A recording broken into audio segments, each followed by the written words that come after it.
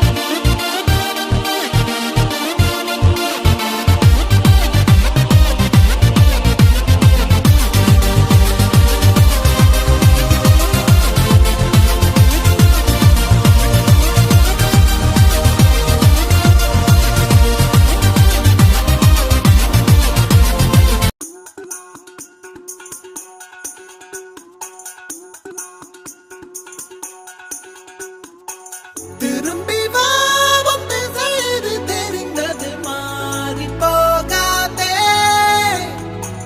வருவதை